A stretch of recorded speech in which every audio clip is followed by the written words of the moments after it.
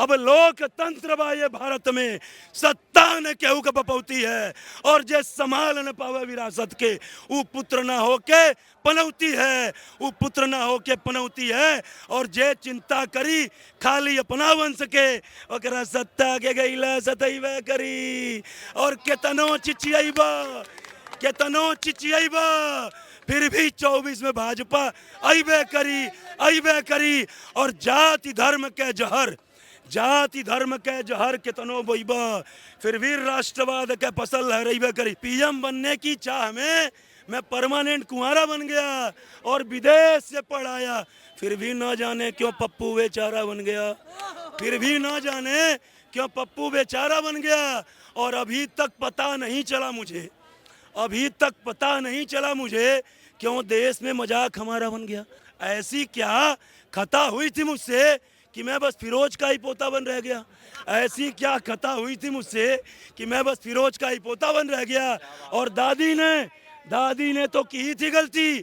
मेरा पिता भी इटालियन का चहेता बन गया, मेरा पिता भी इटालियन का चहेता बन गया। राहुल जी ने कहा कि काश हमारे पिताजी और हमारी दादी जी ने सनातनी परंपरा का निर्वहन किया होता, सनातन संस्कृति का सम्मान किया होता, तो मैं जिधर जा रहा हूँ भारत देश के सनातनी दुत्कारते नहीं। राहुल भागवत तुम्हारा हमारे लिए कोई काम नहीं। यहाँ दुत्कारने का मतलब कि राहुल का सपोर्ट नहीं कर रहे हैं।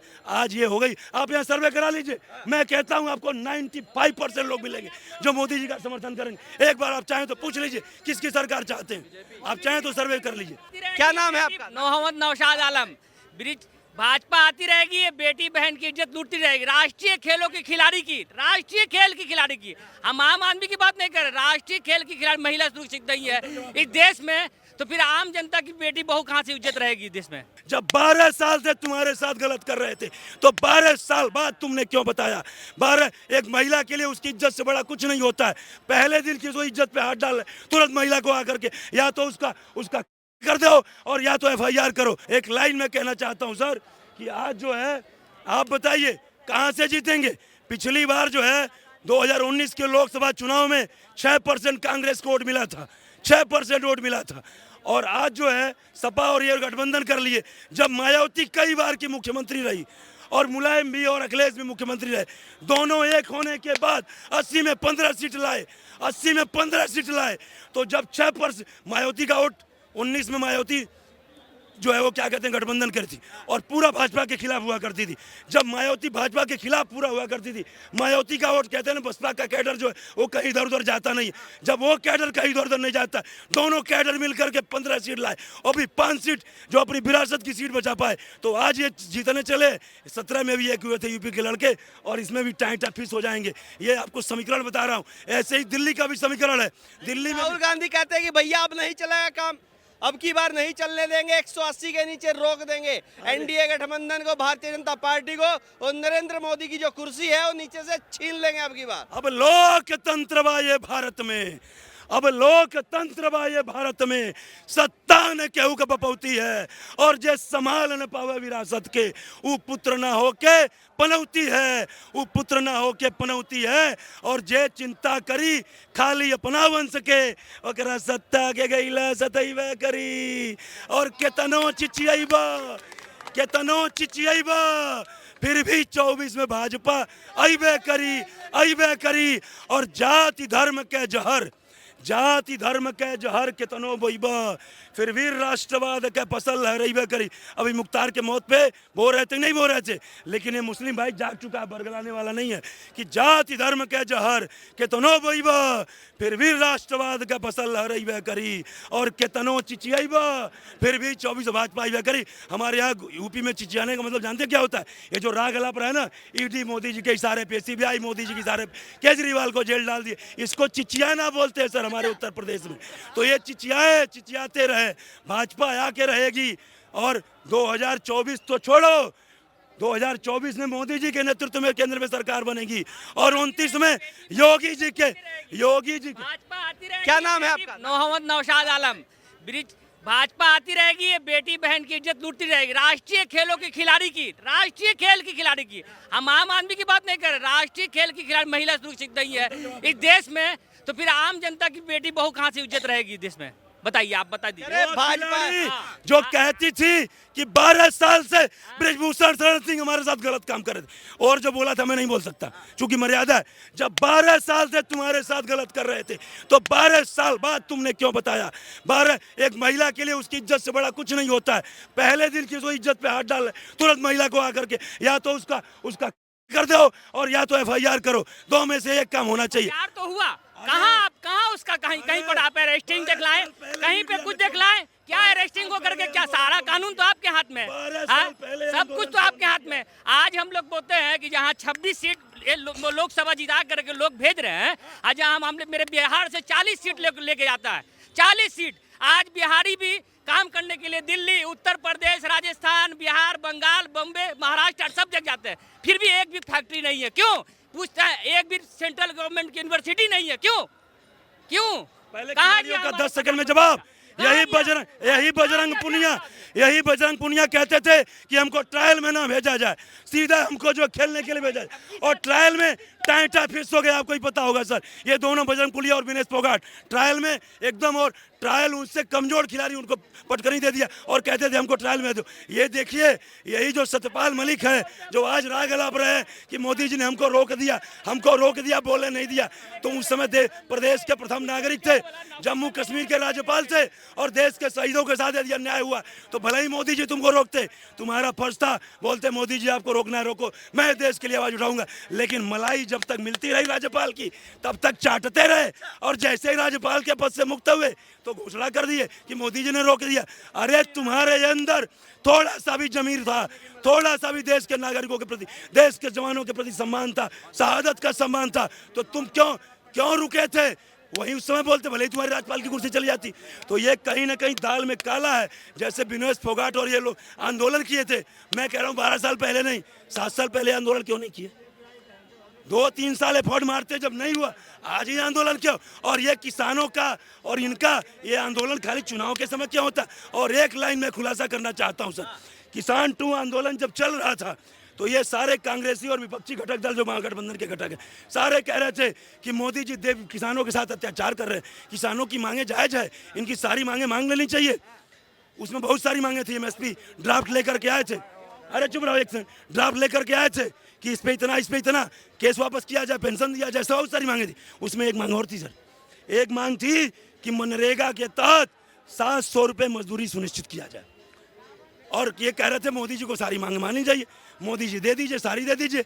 आज जब कांग्रेस ने अपना मैनिफेस्टो जारी किया तो उस मैनिफेस्टो में जाकर के देख लीजिए, मैं झूठ बोल रहा हूं, कांग्रेस ने अपने मैनिफेस्टो में लिखा है कि मनरेगा के तहत 400 रुपये मजदूरी सुनिश्चित करेंगे। 400 रुपये मोदी जी से कह रहे थे 700 दो, और तुम्हारी बारी आई तो 400 देंगे, और कह रहे हैं कि MSP देंगे। अरे जब किसानों की सारी मांगे जायज थी, एक लाइन में लिखते कि किसान 2 आंदोलन में जो किसानों की मांगे थी, सत्ता में आने के बाद हम सारी पूरी करेंगे। कहानी खत्म। अब कह रहे अखिलेश और राहुल गांधी, पहले 2 चरण में हवा निकल गई, लोग वोट डालने नहीं निकल रहे, 50% से भी कम नंबर है, अच्छा, और ये बीजेपी के खिलाफ जा रहा है पूरा का पूरा। तो जो वोट डालने मान लो नहीं निकल रहे हैं, तो क्या वो भाजपा के वोटर हैं? वो कांग्रेस के भी हो सकते हैं, सपा के हो सकते हैं, बसपा के हो सकते हैं। ये विपक्ष के पास कोई तथ्य नहीं है। और एक दिन राहुल जी मेरे सपने में आए थे। अच्छा, राहुल जी सपने में आए? हाँ। बताइए क्या देखा फिर सपने में? सपने में आए तो देखिए, मैं बहुत बड़ा ज्ञाता तो नहीं हूँ, लेकिन थोड़ा बहुत राजनीतिक विश्लेषक के रूप में काम करता हूँ।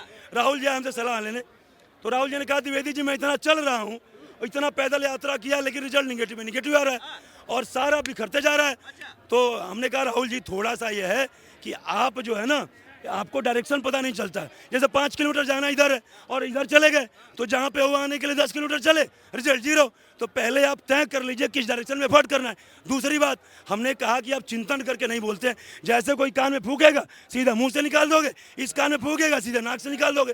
अरे गले में रखो, थोड़ा यहाँ रखो, थोड़ी देर रखो, जो अच्छा है मुंह के रास्ते निकाल दो, और जो गड़बड़ है उसको नीचे कर दो। आप समझ सकते हैं। तो फिर और भी बहुत सारी बातें, थोड़ा दर्द में थे, तो उनके दर्द को मैंने पंक्तियों में पंक्तिबद्ध किया है। अच्छा बताइए क्या किया है? कि पीएम बनने की चाह में मैं परमानेंट कुंवारा बन गया। अच्छा, पीएम बनने की चाह में मैं परमानेंट कुंवारा बन गया, और विदेश से पढ़ा, जरा दिखाइए ऑक्सफोर्ड यूनिवर्सिटी दिख रही है वहाँ, कि पीएम बनने की चाह में मैं परमानेंट कुंवारा बन गया और विदेश से पढ़ आया, फिर भी ना जाने क्यों पप्पू बेचारा बन गया, फिर भी ना जाने क्यों पप्पू बेचारा बन गया।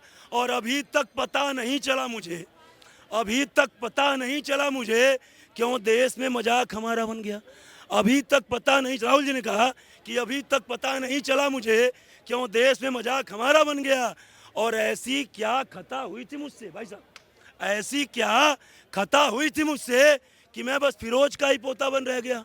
ऐसी क्या खता हुई थी मुझसे कि मैं बस फिरोज का ही पोता बन रह गया। और दादी ने तो की ही थी गलती, मेरा पिता भी इटालियन का चहेता बन गया, मेरा पिता भी इटालियन का चहेता बन गया। राहुल जी ने कहा कि काश हमारे पिताजी और हमारी दादी जी ने सनातनी परंपरा का निर्वहन किया होता, सनातन संस्कृति का सम्मान किया होता, तो मैं जिधर जा रहा हूँ भारत देश के सनातनी दुत्कारते नहीं। राहुल भागो, तुम्हारा हमारे लेकर कोई काम नहीं। यहाँ दुत्कारने का मतलब कि राहुल का सपोर्ट नहीं कर रहे हैं। आज ये हो गई, आप यहाँ सर्वे करा लीजिए, मैं कहता हूँ आपको 95% लोग मिलेंगे जो मोदी जी का समर्थन करेंगे। एक बार आप चाहें तो पूछ लीजिए किसकी सरकार चाहते हैं, आप चाहें तो सर्वे कर लीजिए। 95% यहाँ, और यहाँ किसी की अपॉइंटमेंट लेकर तो आए नहीं है, ये आम जनमानस है, लेकिन 95% लोग यहाँ सारे लोग बोले मोदी जी के सपोर्ट में। भाई साहब क्या नाम है? आदर्श पटेल, कहाँ के रहना? यूपी लखनऊ। क्या है माहौल युवाओं में अब की बार? BJP government. अरे कह रहे भर्ती नहीं हो रही, पेपर लीक हो। अरे पढ़ो तो, 80 बराबर वैकेंसी दे रहा है भैया, पढ़ो तो। किस क्षेत्र में वैकेंसी नहीं है? निकम्मे बाप की औलाद है वही रोती है रोजगार के लिए भैया। कौन कह रहा है? समझ चलो, हमारे साथ में रोजगार दिलाएंगे। पढ़ाई करो, बराबर 80 GD वगैरह 80 बराबर वैकेंसी फेंक रहा है भैया। पढ़ो तो सही, किसी क्षेत्र में चलो, वैकेंसियाँ पड़ी हैं।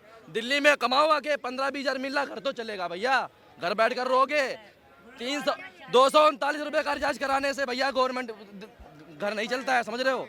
इंस्टाग्राम पे रील देखने से घर नहीं चलता है भैया। पढ़ाई करो, वैकेंसियां बराबर दे रही है गवर्नमेंट, समझ रहे हो? गांधी यही तो कह रहे हैं कि आज देश का युवा बेरोजगार हो गया, इंस्टाग्राम पे रील देख रहा है। राहुल गांधी कह रहे हैं। तो वो दे तो रहा है, फिर एक बात बताओ, 8,500 रुपए पप्पू भैया ने देने की बात कही है, ठीक है? 1 लाख रुपए पर साल देगा, ये कहाँ से देगा भैया? समझ लो, जानता है कि भैया अगर हम पैसे देंगे 8,500 रुपए में किसी का घर नहीं चलता है भैया। बंदा कमाए, अगर तुमने कोई राह बताई होती कि बंदा कैसे कमाए, तुम अपना कोई अच्छा स्टेटमेंट दिए होते, समझ रहे हो? तुम 1 लाख रुपए कहाँ से लाओगे बताओ? गरीब आम जनता के तुम पेट ही काटोगे। इधर तुम 1 लाख रुपए ट्रांसफर करोगे, उधर तुम बराबर टैक्स बढ़ाओगे, समझ रहे हो? सर जरा 30 सेकंड दे दीजिए, 30 सेकंड, ओनली 30 सेकंड, पटेल साहब वापिस आते हैं। Only 30 second. अभी ये जो कांग्रेसी कह रहे हैं, आज राग अलापते हैं कि मोदी जी 80 करोड़ को राशन दे रहे हैं, मतलब 80 करोड़ गरीब हैं। कांग्रेस के लोग कहते हैं 80 करोड़ गरीब हैं। राहुल जी क्या कह रहे हैं? हम एक झटके में गरीबी दूर कर देंगे, खटाखट एक झटके में दूर। पहले चुप रहो, दे रहा हूँ। एक झटके में गरीबी हटा देंगे, गरीबी खत्म कर देंगे। अब आप बताइए, जब आप कह रहे हो 8,500 महीना, 1 लाख रुपए सालीना, आप कह रहे हो 80 करोड़ गरीब हैं। 80 करोड़ गुड़े 1 लाख बराबर 80 करोड़ लाख एक साल में दोगे आप। 80 करोड़ लाख, और 5 साल का बजट कितना हो जाएगा? ये वाला जो योजना है, 80 बचे 400 करोड़ लाख खाली एक योजना में राहुल जी दोगे। बजट कितना है देश का?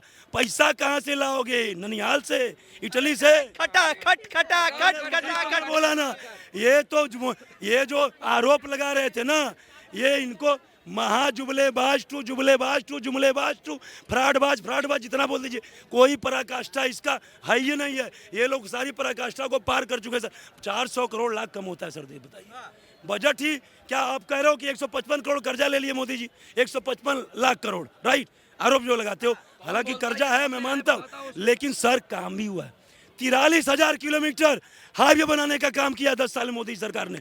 इससे पहले आज़ादी से लेकर के और 2014 तक सिर्फ 90,000 किलोमीटर का प्लेटफॉर्म था। 90,000 का प्लेटफॉर्म था आज़ादी से लेकर के अब से, और 10 साल में मोटा 50% इंक्रीज कर दिए। 251 करोड़ जनधन योजना के तहत खाते खुले, जिसमें 2 लाख करोड़ रुपए से ज्यादा पैसे पहुंचे। उसके बाद 5,000 IIT केंद्र बने। आप सर्च मार लीजिएगा सर,